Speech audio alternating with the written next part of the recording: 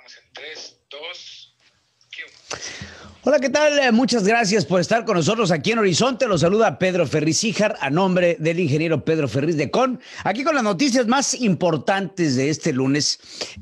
Amanecemos con noticias sobre el COVID-19, ya que, bueno, ya pasaron las campañas, ya la algidez de la lucha entre los dos aspirantes a la presidencia de los Estados Unidos ha bajado muchísimo. Muchos de los recursos del presidente Donald Trump pues han sido desestimados. Algunos otros lugares importantes como Pensilvania, Georgia, toda esta cantaleta que vimos en torno a las elecciones ha bajado mucho la espuma. El presidente de los Estados Unidos, Donald Trump, inclusive ya concede de primera etapa el derecho de la campaña de transición del presidente electo Joe Biden a empezar a tener un poco de juego en torno a la información que se requiere para hacer una transición pacífica de poder en los Estados Unidos. Ya se baja la espuma política, aunque todavía vamos a ver algunas cantaletas por parte de la Casa Blanca para alegar un fraude electoral. Inclusive, extrañamente, el presidente de Brasil, Jair Bolsonaro, dice que él tiene sus fuentes y que afirma en una medida bastante vamos, sacadora de juego en la política internacional, en donde dice Jair Bolsonaro que él tiene sus fuentes de que hubo fraude en las elecciones de los Estados Unidos. Es así que es uno de los pocos mandatarios que aún no ha felicitado a Joe Biden, incluyendo, por supuesto, a Andrés Manuel López Obrador, por su elección como presidente de los Estados Unidos. Y este domingo, ya el Bolsonaro dice que él tiene sus fuentes, que hubo fraude en los Estados Unidos y por eso está esperando un poco más el tiempo para poderse pronunciar en torno a este asunto. No hay que olvidar que este es un líder ultraderechista brasileño que no esconde su admiración por el presidente estadounidense Donald Trump. Repite las acusaciones del republicano sobre los supuestos casos de fraude en los Estados Unidos. La prensa no divulga, así dice, pero yo tengo mis fuentes y no sirve de nada decírselas a ustedes. O sea, él tiene sus fuentes, pero decide mantenérselas para él solo, porque decírselas a la prensa, decírselas a la gente, pues no sirve de nada, ya que no las van a divulgar, porque realmente hubo muchos fraudes en las elecciones de Estados Unidos, así afirmó el jefe del Estado brasileño en declaraciones que concedió a periódicos tras votar en Río de Janeiro después de las elecciones municipales del domingo que se dieron también allá. Dice, si le preguntan ahí los periodistas también, en una preocupación de los periodistas brasileños, si hay un reconocimiento a Joe Biden, y dice que no lo va a felicitar todavía. Dice, estoy esperando un poco más, que el resultado sea definido por condados, por estados y por la justicia electoral y por la Suprema Corte de los Estados Unidos, para así también poder felicitar al presidente. Pero bueno, yéndonos a temas, como les decía, está regresando la sensación de una ola importante de contagios en torno al COVID-19. El máximo epidemiólogo de los Estados Unidos, Anthony Fauci, anticipa una explosión de casos del COVID-19. ¿Por qué? Esto después de los festejos de Thanksgiving. El principal experto de la administración infecciosa de los Estados Unidos advirtió este domingo, o sea, es el día de ayer, que el país podría pasar por un repunte sobre el repunte del coronavirus en las próximas semanas. No es de esperar que las recomendaciones actuales sobre el distanciamiento social se relajen antes de Navidad, agregó.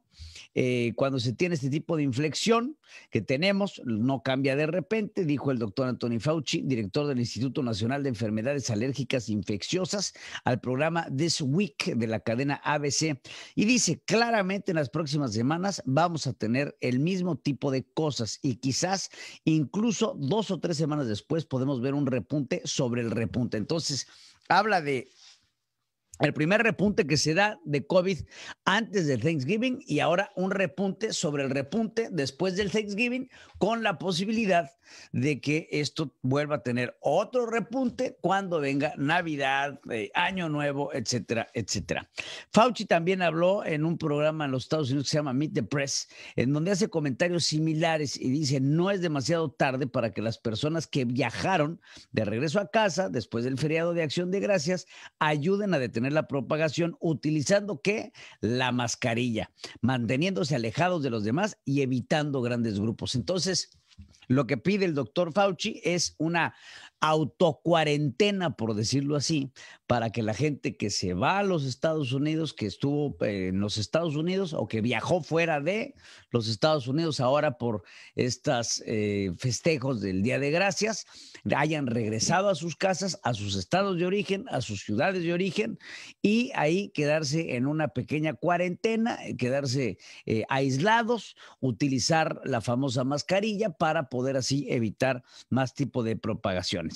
Dice, sabemos que no podemos hacer algo al respecto, particularmente ahora que nos adentramos en un tiempo que aparte de todo ya vamos a ver una baja de temperaturas importantes, llega unas temperaturas más frías, se acercan las vacaciones de Navidad y todo esto pues dará nuevos contagios. El número de casos reportados en Estados Unidos ya supera los 200,000 por primera vez, casos reportados, 200,000 casos reportados en un día. El anterior conteo diario fue de 196,000, fue el más alto, que fue el 20 de noviembre, según los datos de la Universidad Johns Hopkins. Ya estamos teniendo días de 200,000 contagios diarios. El total de casos registrados en Estados Unidos desde que se contabilizaron los primeros ha sobrepasado ya los 13 millones, más de 265,000 personas han muerto por el virus.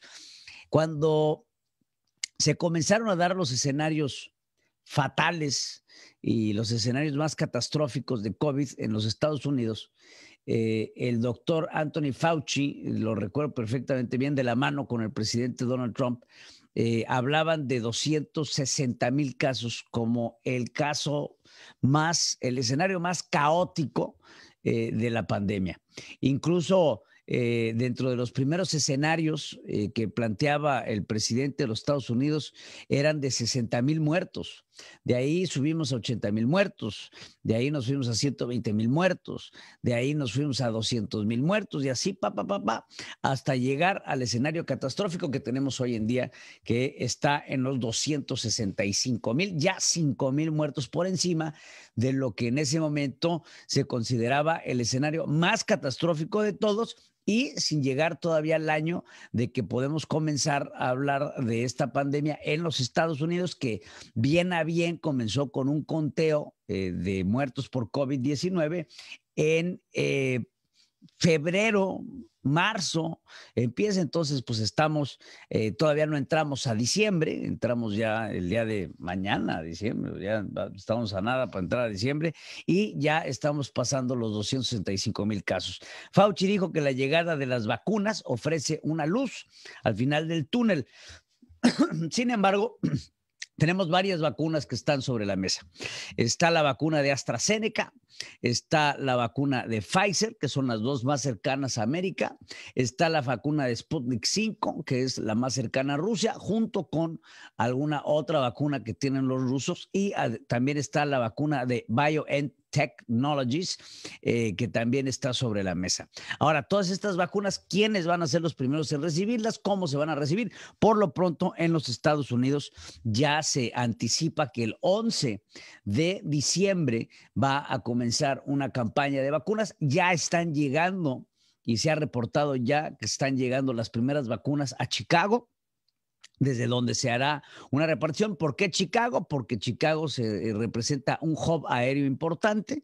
Chicago, Atlanta, Nueva York, Miami, Los Ángeles son los hubs importantes que tienes en los Estados Unidos aeroportuarios. Estas vacunas están llegando de Europa, están llegando ya las vacunas de AstraZeneca, están llegando. También tienes la vacuna estadounidense de Moderna. Entonces, bueno, todo esto representa que sí ya haya una luz al final del túnel, porque ya hay unas vacunas que están comenzando a tener una probada eficiencia de alrededor del 95%. Sin embargo, el proceso de vacunación será un proceso largo. Hay que ver cuál será la forma para vacunar a las personas en los Estados Unidos para así poder comenzar a tener un sentido de normalidad como antes lo teníamos, si es que lo llegamos a tener en algún momento. Por otra parte, ya hablando de lo que está sucediendo en torno a la presidencia ya electa de los Estados Unidos con la Joe Biden presenta su nuevo equipo ya de comunicaciones. Entre estas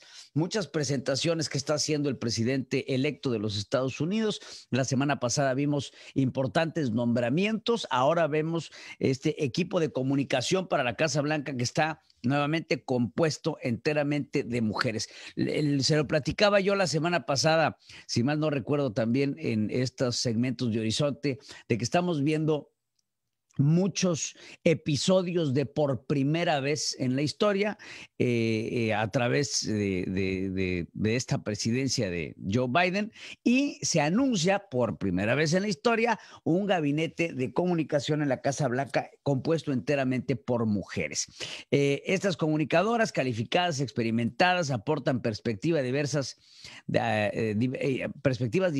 a su trabajo, un compromiso compartido por construir un mejor país. Así dice Joe Biden en la declaración. Entre las elegidas destaca la presencia de Jen Psaki, quien ha estado presente en 3 campañas presidenciales demócratas. Durante la administración de Barack Obama ocupó varios puestos de relevancia, entre ellos el de directora de comunicación de la Casa Blanca, portavoz del Departamento de Defensa, secretaria de prensa, el cargo que ocupará a partir de ahora. La nueva directora de comunicación de la Casa Blanca será Kate Bedingfield, quien ya trabajó a las órdenes de Biden como su directora de comunicación durante la administración de Obama, en la que ocupó otros cargos de importancia como directora adjunta de comunicación o subdirectora de medios. Phil Tobar, quien también se desempeñó como directora de comunicación para las coaliciones de campaña, ahora se va a desempeñar como subdirectora de comunicaciones. Al resto del equipo está formalizado por Elizabeth Alexander, anterior fiscal federal y secretaria de prensa de Biden en los primeros años del mandato de Obama. Ahora será la directora de comunicación de la próxima primera dama de Jill Biden. Ashley Eggman será la directora de comunicación de Kamala Harris, después de haber desempeñado este mismo cargo, además de haber sido asesora principal de la presidenta de la Cámara de Representantes, Nancy Pelosi. Entonces, nuevamente se conoce este grupo de comunicación que estará encabezando. ¿Por qué lo menciono? ¿Por qué es importante el grupo de comunicación? Porque si ha habido algo fragmentado dentro de esta presidencia de los Estados Unidos, algo que ha sido muy atacado, han sido las comunicaciones. La secretaria de prensa de Barack Obama, de Donald Trump, todos los que ha tenido, 1, 2, 3, 4 durante la presidencia, por lo menos no le alcanzó a tener un año completo. 4 tuvo, 2 hombres, 2 mujeres. Que estuvieron a cargo de todos los procesos de comunicación del presidente Trump. Pues era un trabajo bastante complicado. ¿Por qué? Porque había que salir a mentir por el presidente de los Estados Unidos. Entonces, por eso es importante.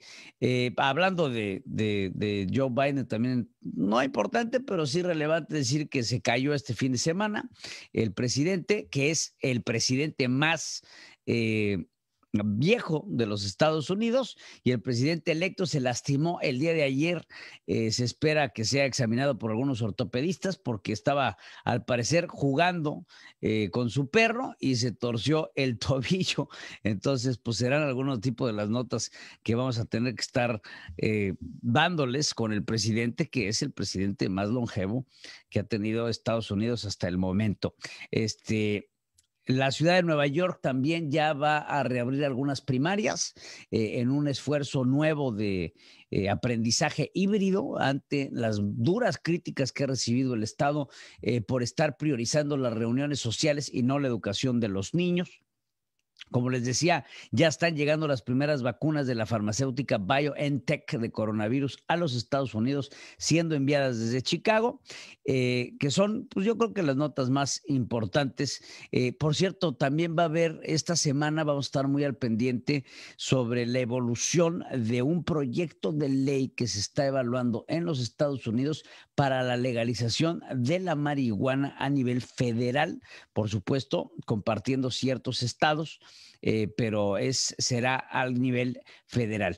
Y bueno, ya para finalizar, hay que nuevamente pedirles a todos ustedes que tengan sus precauciones, a la gente que nos escucha, que utilice las mascarillas, que se lave las manos constantemente, que esté al pendiente de su alrededor y no hay que bajar la guardia en torno al coronavirus si no es que queremos que esta pandemia tenga un rebrote sobre el rebrote, que sea más importante de lo que pensamos. Las expectativas no son buenas para de aquí a diciembre. Hay que ver qué pasa, hay que ver cómo se van a empezar a aplicar las vacunas, como se los he dicho. Hay varias perspectivas. Lo que no queremos es tener la necesidad de ocupar muchos más respiradores en los Estados Unidos. Yo soy Pedro Ferriz Síjar. Muchas gracias por estar con nosotros aquí en Horizonte.